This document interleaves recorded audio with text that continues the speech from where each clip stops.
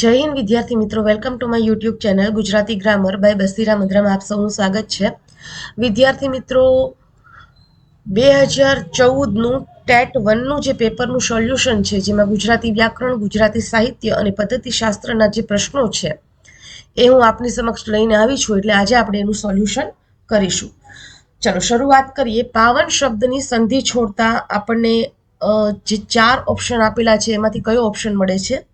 પાવ વત્તા અન, પૌ વત્તા અન, પાવ વત્તા ઉન અને પો વત્તા અન. વિદ્યાર્થી મિત્રો, આનો જે જવાબ છે ને એ બી આવશે, પૌ વત્તા અન. પણ પાવન અને પવન બે શબ્દને ખાસ ધ્યાનમાં રાખવાના. બરોબર છે કે અહીંયા જે છે ને એ પાવન શબ્દ આપેલો છે અને એને જ અનુરૂપ એક શબ્દ જે છે એ પવન છે. બરોબર છે, એટલે પવન જે છે ને એને છૂટો પાડતા પો વત્તા અન એવો જવાબ જે છે તમને મળે છે. એટલે આ ધ્યાન તમારે રાખવું ખૂબ જ જરૂરી છે.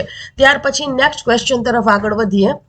કામા કેરી ખાય છે વાક્યમાં ખાય છે ક્રિયાપદનો પ્રકાર લખવું. બરોબર છે. કામા એ શું છે? અહીંયા જુઓ તો કે કામા છે એ કર્તા છે, કેરી જે છે એ શું છે તો કે કર્મ છે, અને ખાય છે એ શું છે તો કે ક્રિયાપદ છે. પણ આ ક્રિયાપદ કેવું છે? સકર્મક છે, દ્વિકર્મક છે, સંયુક્ત ક્રિયાપદ છે કે અકર્મક ક્રિયાપદ છે?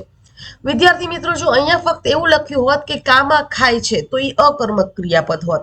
બરોબર છે. પણ અહીંયા આપ્યું છે કે કામા કેરી ખાય છે. શું આપેલું છે તો કે કામા કેરી ખાય છે. હવે તમે આને પ્રશ્ન પૂછો, આ સેન્ટેન્સ જે આપેલું છે, વાક્ય જે આપેલું છે, એને તમે જ્યારે પ્રશ્ન પૂછો કે કામા શું ખાય છે, તો શું વડે જ્યારે આપણે પ્રશ્ન પૂછીએ અને જવાબ જે આપણને મળે ને એ હંમેશા કર્મ હોય. બરોબર. તો કર્મ શું થયું? કામા કેરી, કેરી એવો જવાબ મળ્યો. એટલે કેરી એ શું છે? એ કર્મ છે. એટલે વાક્ય અહીંયા કેવું છે તો કે સકર્મક ક્રિયાપદ વાળું વાક્ય છે. ત્યાર પછી નેક્સ્ટ ક્વેશ્ચન તરફ આગળ વધીએ. શબ્દ સમૂહ માટે એક શબ્દ જણાવવાનો છે. 60 વર્ષ પૂરા થઈએ ઉજવાતો ઉત્સવ. તો જ્યારે 60 વર્ષ પૂરા થાય ત્યારે મણિ મહોત્સવ જે છે એ ઉજવાય છે. ચાલો ત્યાર પછી નેક્સ્ટ ક્વેશ્ચન તરફ આગળ વધીએ. શબ્દકોશનો સાચો ક્રમ જે છે એ જણાવવાનો છે. જવાબ તમને પહેલાથી જ જણાવી દઉં છું, પછી એને તમને સમજાવું છું. જો અહીંયા શું આપ્યું છે? કૃતિ, કૃતિકા, કૃત્ય અને કૃત્રિમ. એટલે બધા જે છે શેના વાળા છે તો કે ત વાળા, ક વાળા છે. બરોબર છે. કની સાથે રૂ જોડાયેલું છે એટલે ક્રુ, તો બધા ક્રુ વાળા છે. તો એમાં ક્રુ આપણે કૃતિ. અહીંયા રસ્વતી છે એ પેલા લઈશું. બરોબર છે. પણ અહીંયા ડબલ ત છે અને રસ્વ છે એટલે એ એની પછી આવશે. બરોબર. ત્યાર પછી હંમેશા પેલા આખો અક્ષર જે છે એ પૂરો થઈ જાય પછી શું હોય તો કે અડધો અક્ષર હોય. એટલે ત્યાર પછી અહીંયા અડધો ત લીધો અને ત્યાર પછી ત પછી ત્ર આવે. શબ્દકોશનો જ્યારે ક્રમ જોઈએ છીએ, બરોબર છે, તો ક પછી કેમ ક્ષ આવે છે, એવી રીતે અહીંયા જે છે ત પછી શું આવે છે તો કે ત્ર આવે છે. માટે આ જે ક્રમ છે એ સાચો છે. ત્યાર પછી નેક્સ્ટ ક્વેશ્ચન તરફ આગળ વધીએ. ભૂખિયાજનોનો જઠરાગ્નિ જાગશે, ખંડેરની ભસ્મ કણીને લાદશે. આ પંક્તિ જે છે એ કયા કવિની છે? તો આ પંક્તિ જે છે એ ઉમાશંકર જોશીની છે. ચલો ત્યાર પછી નેક્સ્ટ ક્વેશ્ચન તરફ આગળ વધીએ. માણભટ્ટ તરીકે ખ્યાતિ મેળવનાર કવિ કોણ છે? તો માણભટ્ટ તરીકે ખ્યાતિ મેળવનાર કવિ જે છે એ કવિ પ્રેમાનંદ છે. ત્યાર પછી નેક્સ્ટ ક્વેશ્ચન તરફ આગળ વધીએ. ગુજરાતીમાં અનુનાસિક ધ્વનિઓ કેટલા છે? 7, 4, 8 અને 5. તો વિદ્યાર્થી મિત્રો, ગુજરાતીમાં અનુનાસિક ધ્વનિઓ જે છે એ 5 છે. અંગ, ય, અણ, ન અને મ. અંગ, ય, અણ, ન અને મ. ખાસ ધ્યાન રાખજો, આ 5 જે છે એ અનુનાસિક ધ્વનિઓ છે. આની સિવાય છઠ્ઠો અનુનાસિક છે નહીં. અને આ 5ની સિવાયના જે છે એ નિરનુનાસિક તરીકે ઓળખાય છે. ત્યાર પછી નેક્સ્ટ ક્વેશ્ચન તરફ આગળ વધીએ. શાશ્વતનો વિરોધી શબ્દ કયો છે? તો શાશ્વત એટલે લાંબા સમયગાળાનું અને અહીંયા કેવું છે તો કે ક્ષણિક છે. ત્યાર પછી નેક્સ્ટ ક્વેશ્ચન તરફ આગળ વધીએ. શબ્દકોશના ક્રમમાં છેલ્લે જે છે એ કયો શબ્દ આવશે? તો છેલ્લે જે છે એ હંમેશા ક્ષ વાળો શબ્દ આવે, કારણ કે અહીંયા કૃષ્ણ છે, અહીંયા કૌશલ્યા છે અને અહીંયા શું છે તો કે કુંદન છે. એટલે આને જો આપણે ક્રમમાં લઈએ, બરોબર છે, તો આમાંથી છેલ્લો ક્ષ છે, કેમ કે ક પછી છેલ્લે શું આવશે તો કે ક્ષ આવશે. માટે અહીંયા ક્ષિતિજ જે છે એ છેલ્લો આન્સર આવે. ત્યાર પછી નેક્સ્ટ ક્વેશ્ચન તરફ આગળ વધીએ. નિશિત શબ્દનો અર્થ શું થાય? તો નિશ્ચિત શબ્દનો અર્થ જે છે વિદ્યાર્થી મિત્રો એ મધ્યરાત્રિ એવો થશે. ત્યાર પછી નેક્સ્ટ ક્વેશ્ચન તરફ આગળ વધીએ. ખાલી જગ્યા બાળકો પાસે ખાલી જગ્યા પાઠ્યપુસ્તકો ખાલી જગ્યા જોઈએ. બરોબર. હવે જો અહીંયા તમને છે ને એક રીતે તો ભાષાકીય રીતે સાચું વાક્ય જે છે લખવાનું છે. એમાં તમને સીધો આન્સર આપી દઉં કે આન્સર છે ને અહીંયા ડી આવશે. બધા પોતપોતાના અને હોવા. તો બધા બાળકો, બાળક કેવું છે, બરોબર છે, બાળક કેવું, એની ઉપરથી આપણે અનુસ્વારના જે નિયમો છે એ નિયમો જો તમે સમજ્યા હો ને તો આમાં તમને સરળતા રહે કે બધા બાળકો, એટલે અહીંયા બાળક જે છે એ નપુંસકલિંગ છે એટલે બધા ઉપર અનુસ્વાર આવશે. પાઠ્યપુસ્તકો, પુસ્તકો જે છે એ પણ નપુંસકલિંગ છે એટલે પોતપોતાના ઉપર પણ અનુસ્વાર આવશે. અને શું હોવું જોઈએ, ચાવીરૂપ શબ્દ શોધવાનો છે તો કે પાઠ્યપુસ્તકો, પુસ્તકો હોવા જોઈએ. એને રીતે હોવા ઉપર પણ શું આવશે તો કે અનુસ્વાર આવશે. ભાષાકીય રીતે શુદ્ધ હોય તેવું વાક્ય કયું છે? બરોબર છે. ભાષાકીય રીતે શુદ્ધ વાક્ય વિદ્યાર્થી મિત્રો અહીંયા તમારે જોવાનું છે. અલગ અલગ 4 જે છે ઓપ્શન તમને આપેલા છે કે સૃષ્ટિમાં તેણે જ માતા પિતાની સેવા કરી, કસ્તુરબા સૌનાઈ બા હતા, કાર્ય શિબિર સારો હતો અને તમામ અધિકારીઓ ફરજ પર હાજર હતા. બરોબર છે.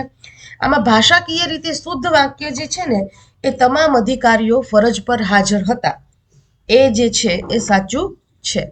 આમ તો એક રીતે જોવા જાવ તો આ સી જે આપેલું છે ને એ સાચું જ હોય કે કાર્ય શિબિર સારો છે. શું સારું છે તો કે શિબિર. શિબિર જે છે ને એને મોટા ભાગે બધા વિદ્યાર્થી મિત્રો જે છે ને એ સ્ત્રીલિંગ માને છે, પણ શિબિર જે છે ને શબ્દ એ સ્ત્રીલિંગ શબ્દ નથી, એ પુલ્લિંગ શબ્દ છે. બરોબર છે. આ ખાસ યાદ રાખજો. શિબિર શબ્દ જે છે એ સ્ત્રીલિંગ શબ્દ નથી, એ પુલ્લિંગ શબ્દ છે. ગવર્મેન્ટે અહીંયા તમામ અધિકારીઓ ફરજ પર હાજર હતા, બરોબર છે, એને શું કીધું છે, સાચું એવું કીધેલું છે. ચલો ત્યાર પછી નેક્સ્ટ ક્વેશ્ચન તરફ આગળ વધીએ. ભારે ચિંતા થવી અથવા ચટપટી થવી, આનો અર્થ શું છે? તો ભારે ચિંતા થવી એટલે કે જીવ પડી કે બંધાવો એવો એનો અર્થ થાય છે. ત્યાર પછી નેક્સ્ટ ક્વેશ્ચન તરફ આગળ વધીએ. મહાન વ્યક્તિની નિકટમાં રહેનાર આ શબ્દ સમૂહ માટે વપરાતો સૌથી યોગ્ય શબ્દ કયો છે? તો મહાન વ્યક્તિની નિકટમાં રહેનાર શબ્દ માટે અંતેવાસી જે છે એ સાચો શબ્દ છે. ત્યાર પછી નેક્સ્ટ ક્વેશ્ચન તરફ આગળ વધીએ. મન ભીંતોમાં ભમવું, આ રૂઢિપ્રયોગનો અર્થ શું થાય? ગેરસમજ કે હઠ વ્યાપવી, ઝંખવાણા પડવું, સારી વસ્તુને વધુ સારી બનાવવી કે મન કોઈ જગ્યાએ સ્થિર ન રહેવું. તો સાચો આન્સર જે છે શું આવશે તો કે મન કોઈ જગ્યાએ સ્થિર ન રહેવું. ત્યાર પછી નેક્સ્ટ ક્વેશ્ચન તરફ આગળ વધીએ. બાળકને નિબંધ લેખન શીખવવા માટેનું સૌથી અગત્યનું પગથિયું કયું છે? શ્રુત લેખન, સ્વતંત્ર લેખન, અનુલેખન અને અર્થગ્રહણ યુક્ત વાંચન. બરોબર છે. તો જુઓ હવે અનુલેખન, શ્રુત લેખ કે અર્થગ્રહણ યુક્ત વાંચન જે છે, બરોબર છે, એનાથી બાળક જે છે ને એ પોતાનો નિબંધ જે છે એ લખી નથી શકતો. એને લખવા દો. કઈ રીતે તો કે સ્વતંત્ર રીતે લખવા દો. એ પોતાની રીતે નિબંધ જે છે એ કઈ રીતે લખે છે એની માટે એનું સ્વતંત્ર લેખન હોવું જરૂરી, ખૂબ જ જરૂરી છે. ચલો ત્યાર પછી નેક્સ્ટ ક્વેશ્ચન તરફ આગળ વધીએ. વિદ્યાર્થીઓનું યોગ્ય મૂલ્યાંકન કરવા માટે કેવા પ્રકારનું પ્રશ્નપત્ર હોવું જોઈએ? નિબંધ પ્રકારના પ્રશ્નોવાળું, ટૂંકા પ્રશ્નવાળું, અહીં દર્શાવેલ તમામ કે હેતુલક્ષી પ્રશ્નોવાળું. તો જો હવે જ્યારે વિદ્યાર્થીઓ જે છે એનું આપણે મૂલ્યાંકન કરવું હોય, બરોબર છે, અને એના માટે નિબંધ પ્રકારના પ્રશ્નો પણ હોવા જરૂરી છે, ટૂંકા પ્રશ્નો પણ હોવા જરૂરી છે, હેતુલક્ષી પ્રશ્નો પણ હોવા જરૂરી છે. માટે આન્સર શું આવશે કે અહીં દર્શાવેલ તમામ. બરોબર છે. ચાલો ત્યાર પછી નેક્સ્ટ ક્વેશ્ચન તરફ આગળ વધીએ. નીચેનામાંથી સાચી જોડણી જે છે એ કઈ છે? બરોબર. તો સાચી જોડણી જે છે ને એ પૃથક્કરણ છે.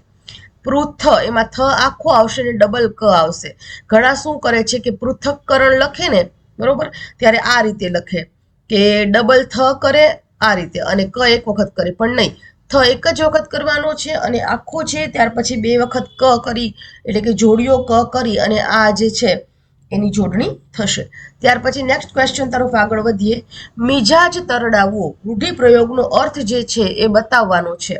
મિજાજ તરડાવવાનો અર્થ છે કે અભિમાન થવું. ત્યાર પછી નેક્સ્ટ, 7 પગલા આકાશમાં નવલકથાના સર્જક કોણ છે? ઈલા આરબ મહેતા, ધીરુબેન પરીખ, કુંદનિકા કાપડિયા અને અવંતિકા ગુણવંત.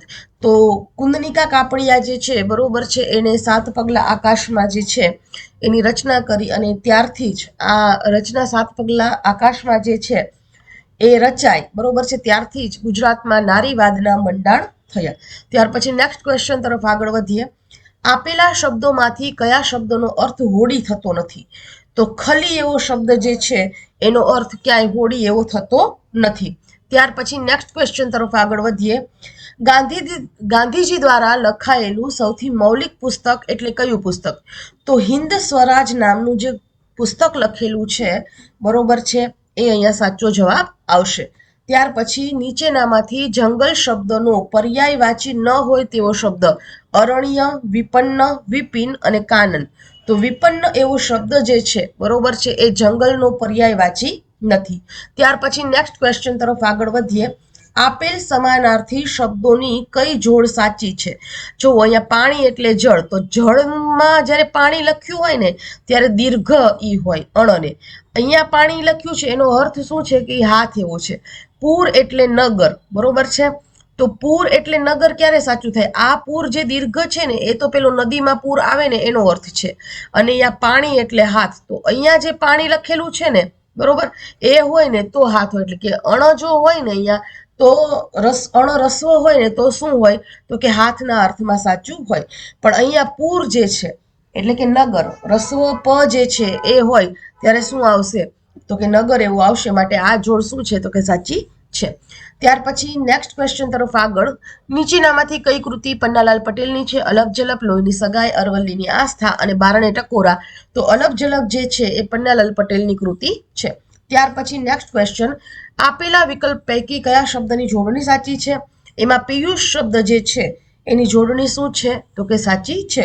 પિયુષ લખવા માટે પહેલા તો ફાળીઓ શ જોઈએ, ય જે છે દીર્ઘ જોઈએ અને પ જે છે એ પણ કેવો જોઈએ? તો કે દીર્ઘ જોઈએ. ત્યાર પછી નેક્સ્ટ ક્વેશ્ચન તરફ આગળ વધીએ. આજે એક તજજ્ઞ આવ્યા હતા, ખાલી જગ્યા કહ્યું કે બાળકો ખાલી જગ્યા છોડ જેવા છે, શિક્ષકે માળીની જેમ ખાલી જગ્યા જતન કરવાનું છે. આજે એક તજજ્ઞ આવ્યા હતા, તેમણે કહ્યું કે બાળકો કુમળા છોડ જેવા છે અને શિક્ષકે માળીની જેમ તેમનું જતન કરવાનું છે. હવે જો વિદ્યાર્થી મિત્રો અહીંયા પણ તમે ભાષાકીય નિયમ શીખ્યા હો બરોબર છે, તો તમને ખબર પડે કે દાખલા તરીકે ઘણી વખત એવું થાય કે અહીંયા તેમનું જે છે એમાં અનુસ્વાર કર્યો પણ હોય અને ન પણ કર્યો હોય બરોબર. અહીંયા તો અનુસ્વાર કર્યો છે પણ ન પણ કર્યો હોય. કુમળા જે છે અલગ અલગ તમને લખવામાં આવ્યું છે, ક્યાંક તેમણે લખવામાં આવ્યું છે અને ક્યાંક તેમને કહ્યું છે. ચાલો ત્યાર પછી ગૌરીશંકર જોશીએ ગુજરાતી સાહિત્યમાં કયા ઉપનામથી જાણીતા છે? તો ગૌરીશંકર ગોવર્ધનરામ જોશી જે છે એ ગુજરાતી સાહિત્યમાં ધૂમકેતુ ઉપનામથી જાણીતા છે. ત્યાર પછી નેક્સ્ટ ક્વેશ્ચન. હું ખોટો નથી એ કેમ સિદ્ધ કરું? તેણે શી વાત કરી? મારે શું શું કામ કરવાનું છે? આ ત્રણેય વાક્યમાં પ્રશ્ન વાક્ય વિશેષણ કયા છે? તો પ્રશ્ન વાક્ય વિશેષણ જે છે એ ખોટો નથી એ કેમ સિદ્ધ કરું બરોબર છે, તેમણે શી વાત કરી અને મારે શું શું કામ કરવાનું છે, આ ત્રણેય શું છે? તો કે વિશેષણો છે. ત્યાર પછી હજારો વર્ષની જૂની અમારી વેદના, આ કાવ્ય પંક્તિ કયા કવિની છે? તો આ કાવ્ય પંક્તિ જે છે એ ઝવેરચંદ મેઘાણીની છે. અને ત્યાર પછી પારકી આંસ સદા નિરાશ કહેવતની વિરુદ્ધાર્થી કહેવત જે છે એ વાળ વગરનો એ વેલો ન ચડે એવી કહેવત છે. તો વિદ્યાર્થી મિત્રો 2014નું ટેટ 1નું જે પેપર હતું બરોબર છે એ મેં તમારી સમક્ષ મૂક્યું છે. અને વિદ્યાર્થી મિત્રો ખાસ તમને નમ્ર વિનંતી કે આ વિડીયો તમારી પૂરતો ન રહેવા દેતા ટેટ 1ના જે બીજા વિદ્યાર્થી મિત્રો છે એની સાથે પણ શેર કરજો. તમારો ખૂબ ખૂબ આભાર કે તમે આ ચેનલ સાથે જોડાઈને રહ્યા. ખાસ નમ્ર વિનંતી, આ ચેનલને લાઈક કરજો, શેર કરજો અને સબસ્ક્રાઈબ કરજો. જય હિન્દ, જય ભારત.